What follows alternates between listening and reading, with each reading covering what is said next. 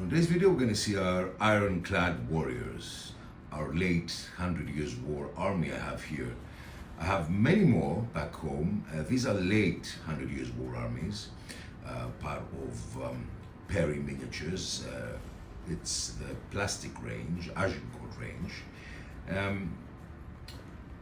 It's a very beautiful setup and layout, and you see with all the colors provided by the nobles, but the earthy colors that you can paint lower ranking troops. It gives a multitude of emotions, a different feeling you get with the colors mixed all together. One of my favorite ranges, Perry, I think the best for the period, at least for the late part of the 100 Years' War, the Agincourt range. And I think I've recently discovering individually based minis. This has an advantage that you can deploy or you can create different bases every time. You can be imaginative. I think individually based maybe a little bit more not convenient as basing your armies with miniatures on 50 by 50 or 80 by 60 or 80 by 40 or whatever base size you're using. But I think individually based can create an effect. Now, who said that 28 MMs cannot create a mass effect? I think they can create a mass effect. I think they're beautiful. Obviously, it is an expensive sport. Obviously, you need to spend a bit more than you would need with 10 MMs or 15 MMs. But again, the beauty of the 28 MMs, the size, everything is really extraordinary. And you see how beautiful the armies look. And how imposing. Imagine this on your table, how ironclad warriors against your opponent's army. The spectacle is going to be amazing. So we have our armies. We talked about many times about mixing and matching, about trying to have troops that are not as high ranking and as colorful, so we can give a little bit of variety to our bases, something that you don't need to do when you're based individually. But let me go a little bit closer so we can see how the miniatures look. So we're a little bit closer. You can see the mass feeling, the amazing feeling that these miniatures provide. We have knights here, as you can see, but we have also lower ranking troops. We're trying to mix and match and make them look more fun. Here we have a lot of knights, and excuse me, my hand is terrible there, and a lot of men-at-arms. Crossbowmen here, and a lot of men-at-arms, but also in the middle of the whole setup. Let me go a little further so you can see. Yeah. So in the middle of the whole setup, you have lower ranking troops that can. My hand is terrible. So you try and put these guys in between the high-ranking nobles. They will give variety to your army. Don't have only ironclad warriors together. Try and put lower-ranking troops. Obviously, here you see with the Gabenson, with the heavy weapon. Obviously, Pavises were a unit on their own.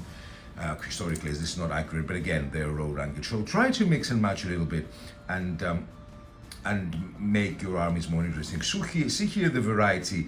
That's what I want to show you, the variety of the deployment. You don't see only full plate armor. You don't see only coat of arms. You see simple troops in their way of they are wearing the clothes they're wearing or the armor they're wearing. You see high-ranking troops. You see men-at-arms with armor. You see men-at-arms with coat of arms. This creates a nice variety. So our ironclad warriors are fine, but we should not have them all one beside the other. I wanted to show you this showcase to show you that even with 28 MMs, you can create a very, very beautiful deployed army that can fight a mass battle, and this is I would consider this as mass battle. We'll go back a little bit and we'll see. But again, I'm telling you how beautiful variety is when when you're fixing your armies, when you creating your armies. Please purchase miniatures that they're not high ranking. Here you see this guy. Purchase miniatures like this guy that they are, you know, could be men-at-arms, poor men-at-arms, retainers that would join the commanders in battle. I think in this way you make a more realistic army and more fun.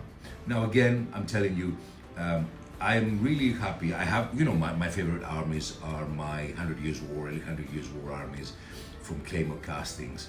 There's a based on 40 by 40 bases, so I am a bit more flexible.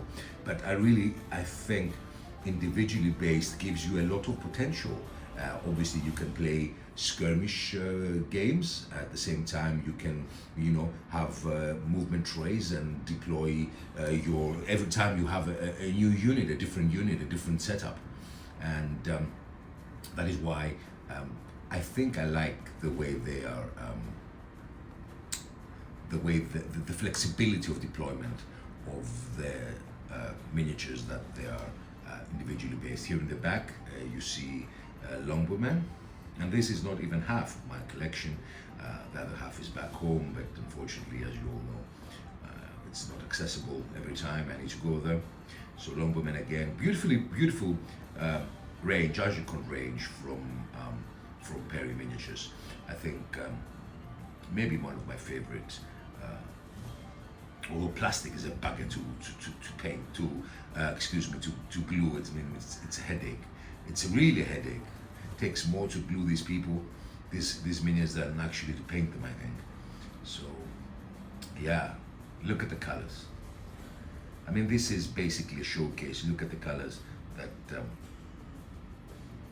but again, you see here, I'm stopping here, the mixing around.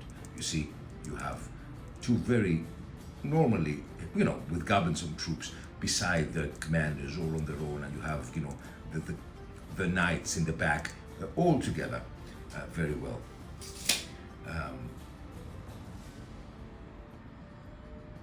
Very well also set up together. They look really good together. So this is for me, guys, a very nice setup. I want to show you how 28 MMs can provide mass feel, mass battle effect in great numbers. That's true, but I think they're really beautiful. I think that's why they're the miniatures, the size that everybody likes and wants to have. Well, most of us.